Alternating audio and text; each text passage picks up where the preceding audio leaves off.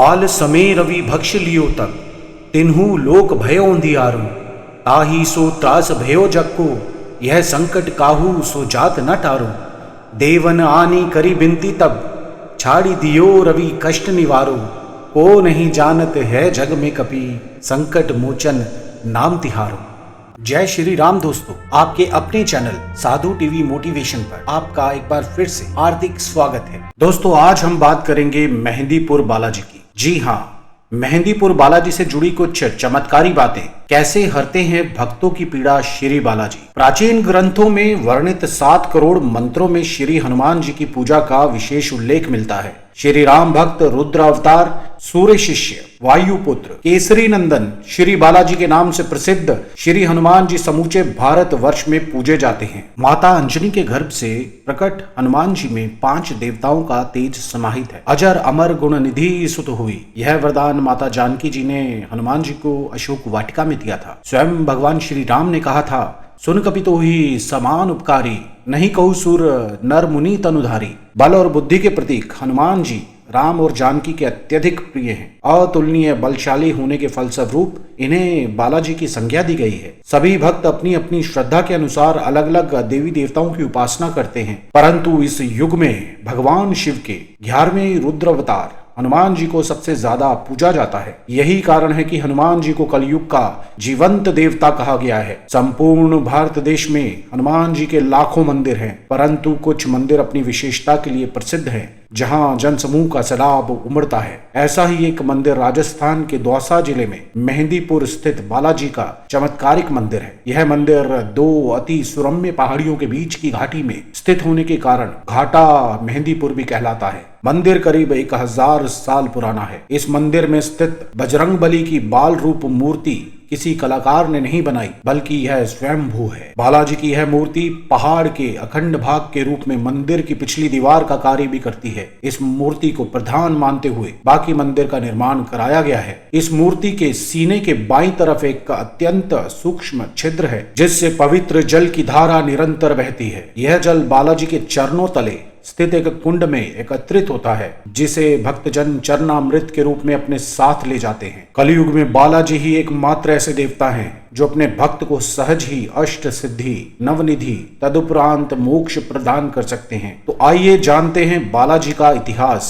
प्रारंभ में यहाँ घोर बीहड़ जंगल था। चारों तरफ फैली हुई घनी झाड़ियों में जंगली जानवरों का बसेरा था। श्री महंत जी महाराज के पूर्वज को स्वप्न आया और स्वप्न की अवस्था में ही वे उठकर चल दिए। उन्हें पता नहीं था कि वे कहाँ जा रहे हैं, और इसी दौरान उन्होंने एक बड़ी विचित्र लीला देखी। एक और से हजारों दीपक चलते आ रहे हैं, हाथी घोड़ों की आवाजें आ रही हैं, और एक बहुत बड़ी फौज चली आ रही है। उस फौज ने श्री बालाजी महाराज की मूर्ति की 3 प्रदक्षिणाएं की, और फौज के प्रधान ने नीचे उतरकर श्री बालाजी महाराज को दंडवत प्रणाम किया तथा जिस रास्ते से वे आए थे उसी रास्ते को चले गए। गोसाई जी महाराज चकित होकर यह सब देखते ही रह गए। उन्हें कुछ डर सा लगा और वे वापस अपने गांव चले गए, किंतु नींद नहीं आई, और बार बार उसी विषय पर विचार करते हुए उनकी जैसे ही आंख लगी, उन्हें स्वप्न में 3 मूर्तियां दिखी। उनके कानों में यह आवाज आई, उठो, मेरी सेवा का भार ग्रहण करो, मैं अपनी लीलाओं का विस्तार करूंगा। यह बात कौन कह रहा था, कोई दिखाई नहीं पड़ा। गोसाई जी ने इस बात पर फिर ध्यान नहीं दिया, और अंत में हनुमान जी महाराज ने स्वयं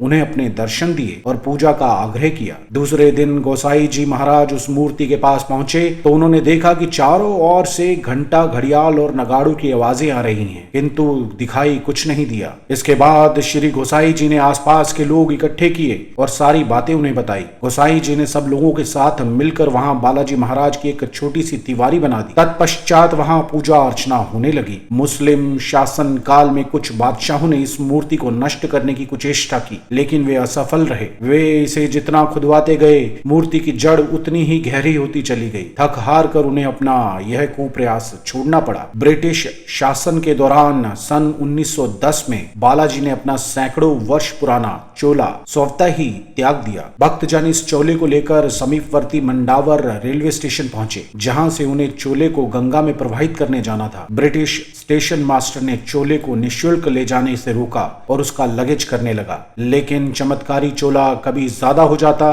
और कभी कम हो जाता। असमंजस में पड़े रेलवे स्टेशन मास्टर को अंततः चोले को बिना लगेज ही ले जाने देना पड़ा। उसने भी बालाजी के चमत्कार को नमस्कार किया। इसके बाद बालाजी को नया चोला चढ़ाया गया। यह बालाजी का मंदिर भूत प्रेत आदि ऊपरी बाधाओं के निवारण के लिए पूरे विश्व भर में विख्यात है। मान्यता है कि तंत्र मंत्र आदि ऊपरी शक्तियों से ग्रसित व्यक्ति भी बालाजी महाराज की कृपा से बिना दवा के स्वस्थ होकर लौटते हैं। दुखी कष्ट ग्रस्त व्यक्ति को मंदिर पहुंचकर तीनों देवगणों को प्रसाद चढ़ाना पड़ता है। बालाजी को लड्डू, प्रेतराज सरकार को चावल और कोतवाल कप्तान यानी कि भैरव को उड़द का प्रसाद चढ़ाया जाता है। कौन है श्री प्रेतराज सरकार? बालाजी मंदिर में प्रेतराज सरकार दंडाधिकारी पद पर आसीन है। प्रेतराज सरकार के विग्रह पर भी चोला चढ़ाया जाता है। प्रेतराज सरकार को दुष्ट आत्माओं को दंड देने वाले देवता के रूप में पूजा जाता है। भक्ति भाव से उनकी आरती, चालीसा, कीर्तन, भजन किए जाते हैं। बालाजी के सहायक देवता के रूप में ही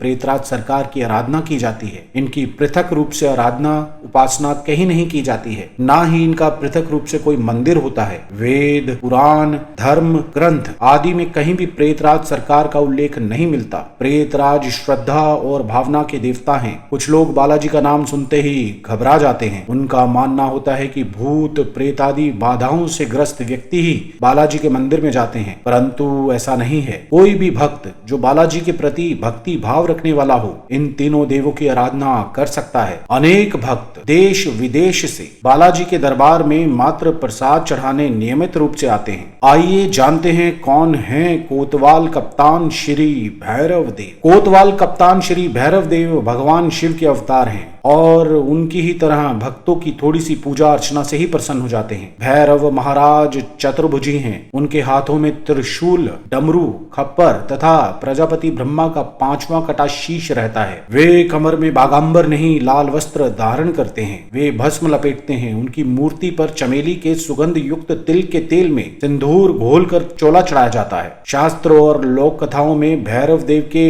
अनेक रूपों का वर्णन है, जिनमें से 1 दर्जन रूप प्रमाणिक हैं। श्री बाल भैरव और श्री बटुक भैरव भैरव देव के बाल रूप हैं। भक्तजन प्राय भैरव देव के इन्हीं रूपों की आराधना करते हैं। भैरव देव बालाजी महाराज की सेना के कोतवाल हैं। इन्हें कोतवाल कप्तान भी कहा जाता है। बालाजी मंदिर में इनके भजन, कीर्तन, आरती और चालीसा श्रद्धा से गाए जाते हैं। प्रसाद के रूप में भैरव देव को उड़द की दाल के बड़े और खीर का भोग लगाया जाता है। सिर्फ भूत प्रेत ही नहीं, सभी तरह के संकट काटते हैं श्री बालाजी महाराज। लोगों का यह मानना है कि मेहंदीपुर केवल उन्हीं लोगों को जाना चाहिए जो भूत प्रेत बाधा से पीड़ित हों, परंतु ऐसा नहीं है। मेहंदीपुर में कोई भी आ सकता है और श्री बालाजी महाराज के दर्शन कर सकता है। यहाँ पर भूत प्रेत बाधाओं से छुटकारा तो मिलता ही है, उसके साथ सभी तरह की परेशानियों से आराम भी मिलता है। इसलिए ये ना सोचें कि केवल भूत प्रेत से पीड़ित व्यक्ति ही यहाँ जाते हैं। कोई भी व्यक्ति श्री बालाजी महाराज के इस पावन धाम में आ सकता है और श्री बालाजी महाराज से प्रार्थना कर सकता है। मेहंदीपुर बालाजी में आप बालाजी महाराज को किसी भी कार्य के लिए अर्जी या दरख्वास्त